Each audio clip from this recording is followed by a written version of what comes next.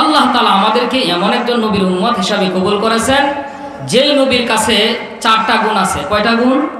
যে 4টা গুণ থাকলে মানুষ মানুষকে ভালোবাসে।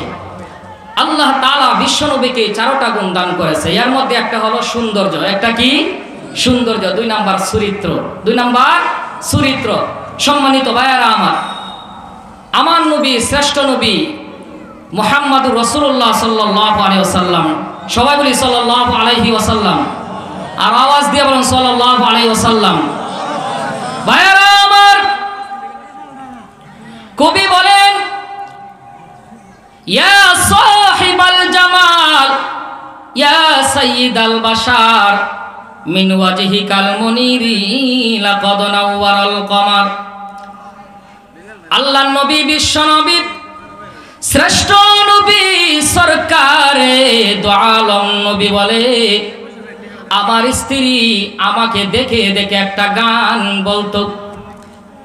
আমার প্রশংসা করতে গিয়ে আমার স্ত্রী আয়েশা অনেক সময় গান গেয়ে গেয়ে আমাকে খুশি করতো। লানা শামসুন ওয়ালিল আফাকি শামসুন ওয়া শামসি আফদালু শামসি সামাই ওয়া শামসি তাতলু বাদাল ফাজরি ওয়া শামসি তাতলু বাদাল ইশাই। আল্লাহ নবী বলেন, আয়েশা এই গান গুনগুন করে বলতো, আমি বড় আনন্দ পাইতাম। আয়েশা বলতো, আমার একটি সূর্য আছে, সূর্য জগৎবাসীর। আমার একটি সূর্য আছে, সূর্য জগৎবাসীর। আমার সূর্য অনেক দামি, গগনের রবি। সুবহানাল্লাহ। আমার রবি অনেক দামি, গগনের রবি। সবার সূর্য সকাল বেলা পূর্ব দিকে উঠে। কথা ঠিক কিনা? সবার সূর্য সকাল বেলা পূর্ব দিকে উঠে। আমার সূর্য আষাঢ়ের পর ফুলের মতন ফুটে। আমার সূর্য আষাঢ়ের পর ফুলের মতন ফুটে। সুবহানাল্লাহ। কেমন সুন্দর নবী! আল্লাহর নবী এত সুন্দর।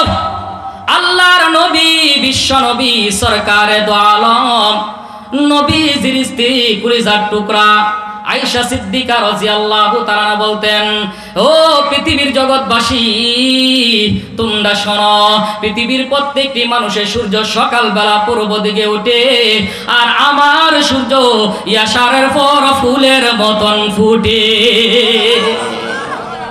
আল্লাহ নবী কত সুন্দর ছিল!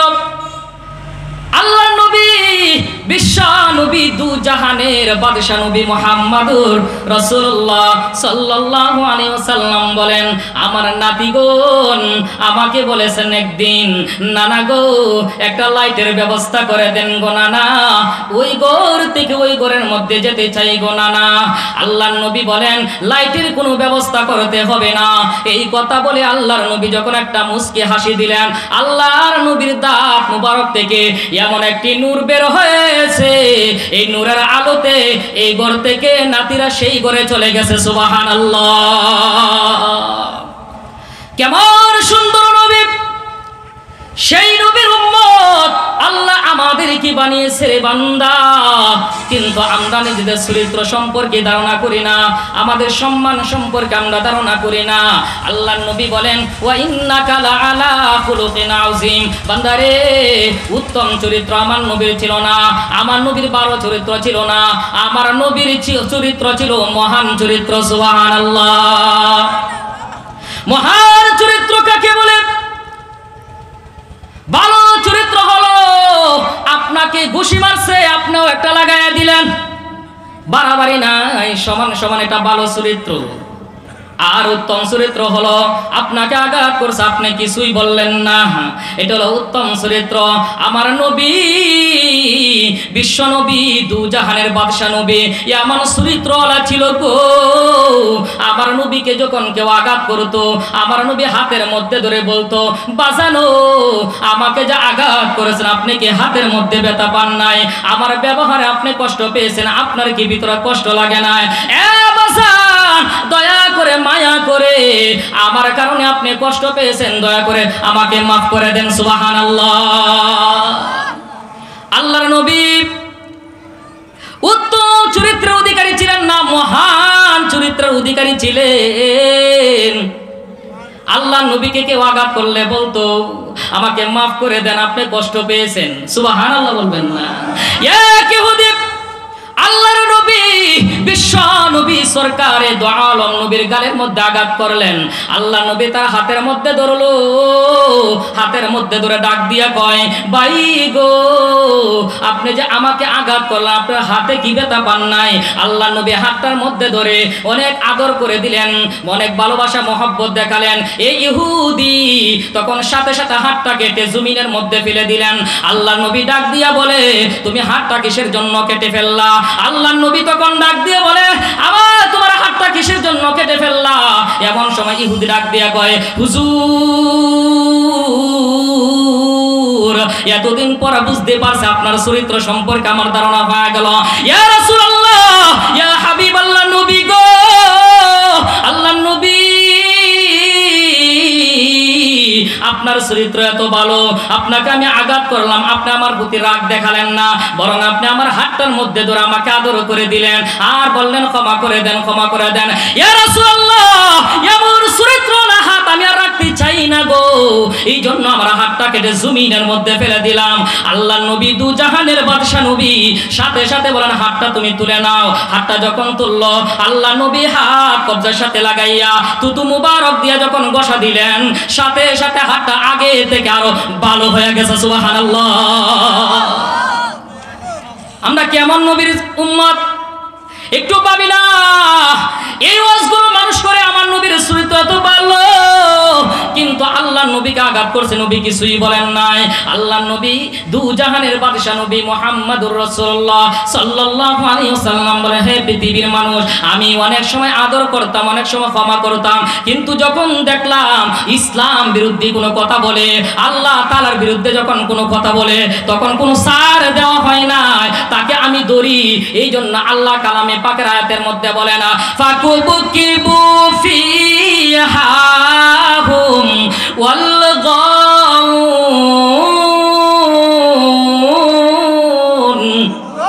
আল্লাহ তাআলা বলেন, ফাকুবকিবু, যারা ইসলাম বিদ্বেষী কাজ করে, যারা আল্লাহর বিরুদ্ধে কথা বলে, নবীর বিরুদ্ধে কথা বলে, তাদেরকে উল্টো করো। কি বলছে? তাদেরকে উল্টো করো। এক, সাবধান হয়ে যা, ইসলাম বিদ্বেষী যারা, তাদেরকে সাবধান করতে চাই।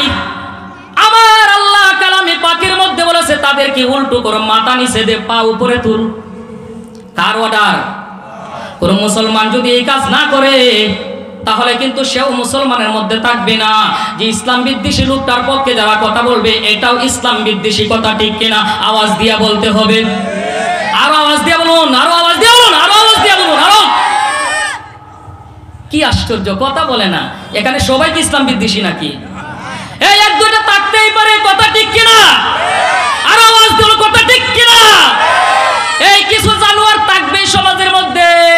আল্লাহ কালামে পাকের মধ্যে বলেন, ওয়ালাকাদ যারা'না লিজাহান্নামা কাসীরা মিনাল জিন্নি ওয়াল ইনসি লাহুম কুলুবুল লা ইয়াফকাহুনা বিহা ওয়া লাহুম আ'য়ুনুল লা ইবসিরুনা বিহা ওয়া লাহুম আযানুল লা ইয়াসমাউনা বিহা উলাইকা কাল আনআম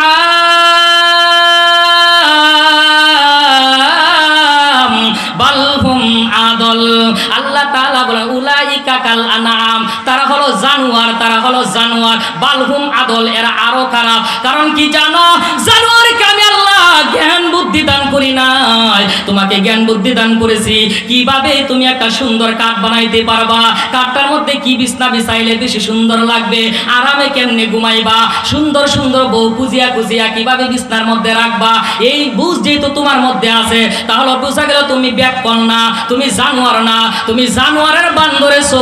আল্লাহ কয় জানোয়ারের বান ধরলে মাফ নাই, আর আসল জানোয়ার হইলে আমি হাসরের মাঠের মধ্যে কুনতু তুরাবা, মাটির সাথে মিশাইয়া তোদেরকে দেখায়া দিব। তোমরা জানোয়ারের মতো ছিলা, কিন্তু জ্ঞান বুদ্ধি ছিল গাধনের বাপ ধরেছো, এই জন্য তোমাদেরকে মাটি বানাবো না। তারা কিন্তু এই কথা বলবে, ইয়া লাইতানি, হায়রে আফসোস, আজকে যদি আমাদেরকে জানোয়ারের মতো মাটির সাথে মিশায়া দিত। আল্লাহ বলবে সুম্মা লা ইয়ামুতু ফিহা ওয়ালা ইয়াহইয়া, আজকে তোদেরকে মাটির সাথে মিশাবো না, তোরা মরবেও না বাঁচবেও না, তোদেরকে নির্মম ভাবে শাস্তি দিব। কথা ঠিক কিনা? আল্লাহ বলে তুমি জানোয়ার ছিলে না, জানোয়ারের বাপ ধরেছো। সুতরাং জ্ঞান থাকা সত্ত্বেও দুনিয়া বুঝেছিলে, আখেরাত কেন বুঝলে না? তুই ইসলামের বিদ্বেষী কিসের জন্য করলে? তুই কিসের জন্য কোরআনের বিরোধিতা করলে? আলেমদের বিদ্বেষী কিসের জন্য করলে? ইমামের বিরোধিতা কিসের জন্য করলে? আল্লাহ বলে তুমি জানোয়ারের বাপ ধরেছো, সুতরাং তোমাকে আমি মেরে ফেলবো না, তোমাকে আমি নির্মম শাস্তি দিব, নির্মম শাস্তি দিব, নির্মম শাস্তি দিব। কথা ঠিক কিনা? আওয়াজ দিয়ে বলতে হবে। সম্মানিত ভাইয়েরা আমার, আমি বলেছি না কালামে পাকের মধ্যে বলেছে? 1450 বছর আগে কোরআন আয়াত নাযিল হইছে, লা ইয়ামুতু ফিহা ওয়ালা ইয়াহইয়া, মরবেও না, ইয়াহইয়া জীবিতও থাকবে না, আমি তোকে আদামরা বানাইয়া নির্মম শাস্তি দিব। যেমন করে রিমান্ডের মধ্যে একেবারে মেরে ফেলে না, এমন ভাবে শাস্তি দেই মরেও না বাঁচেও না। কথা ঠিক কিনা? ফানি কাইতা মন চাইতেছে। সম্মানিত ভাইয়েরা আমার, আল্লাহ বলে ফাকুবু কিবু, উল্টো করো, এই জানোয়ারগুলোকে উল্টা করো। এই জানোয়ারগুলো ইসলাম বিদ্বেষী কাজ করেছে, ইসলামের পক্ষে কথা বলে না, ইসলামের বিদ্বেষী সদা সর্বদাই করেছে। ফাকুবু কিবু ফিহা হুম ওয়াল গাউন, হুম মানে তাদেরকে, তারা কারা? যারা যারা যারা যারা মানুষদেরকে পরিচালিত করেছে, যারা নেতৃত্ব দিয়েছে। আল্লাহ কয় তাদেরকে উল্টো কর। ওয়াল গাউন, তাদের কথা মেনে মনে যারা ইসলাম বিদ্বেষী কাজ করেছে তাদেরকে উল্টো কর। আল্লাহ দুইজনের কথা বলেছে, এক নাম্বার হলো যারা নেতৃত্ব দিয়েছে তাদেরকে উল্টো কর, দুই নাম্বার হলো যারা এর পিছনে ঘুরে ঘুরে ইসলাম বিদ্বেষী করেছে। আল্লাহ বলেন এদেরও বিরোধিতার কারণে আল্লাহ বলে এদেরকেও উল্টো কর। কয় ধরনের মানুষের কথা বলছে? আওয়াজ দিয়া বলুন। বুঝে না কয় ধরনের? যারা নেতৃত্ব দেয় এদেরকে উল্টো করো, যারা তাদের কথা মতো চলে এদেরকে উল্টা করো। আল্লাহ কই হুম এদেরকে করো, গাউন যারা পথভ্রষ্ট হয়েছে এদের পিছনে থেকে এদেরকেও করো।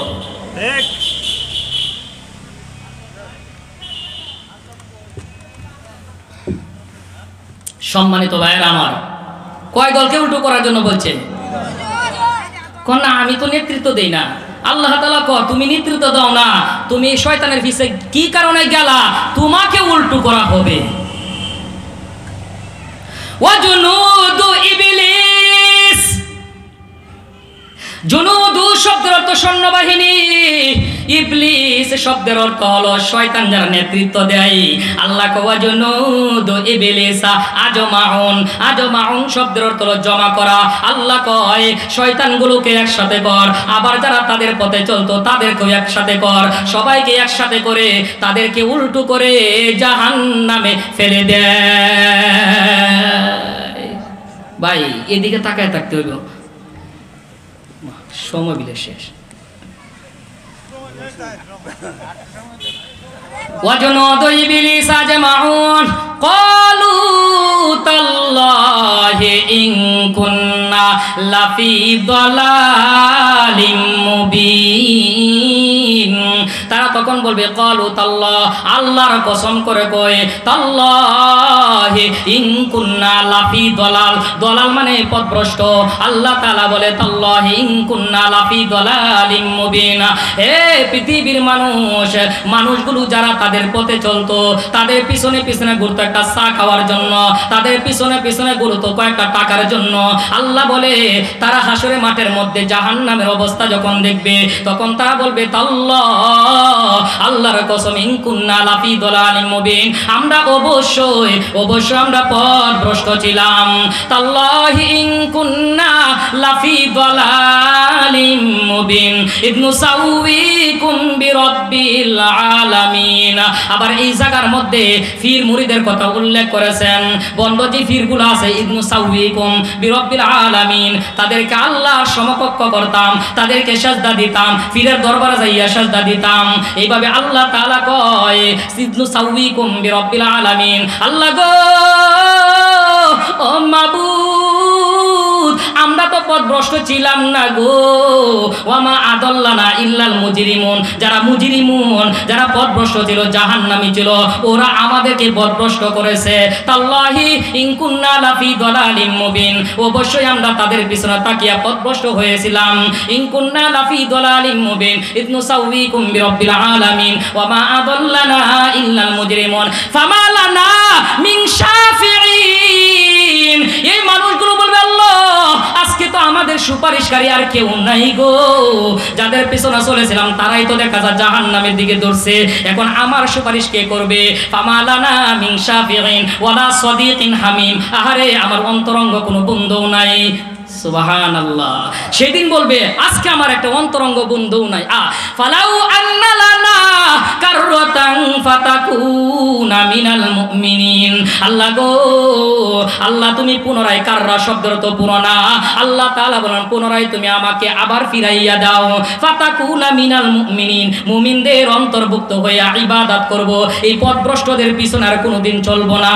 আল্লাহ তুমি আমাকে ক্ষমা করিয়া দাও। আল্লাহ তখন ডাক দিয়া বলবে তুমি তো হলো এমন একটা মানুষ, আল্লাহ তাআলা ফেরাউনের সাথে তুলনা দিয়া বলবে ওয়াজাওয়াজনা বিবানি ইসরাঈলাল বাহর ফাতাবাআহুম ফিরআউন ওয়া জুনুদুহু বাগিয়াও ওয়া আদওয়া হাত্তা ইযা আদরাকাহুল গরাক।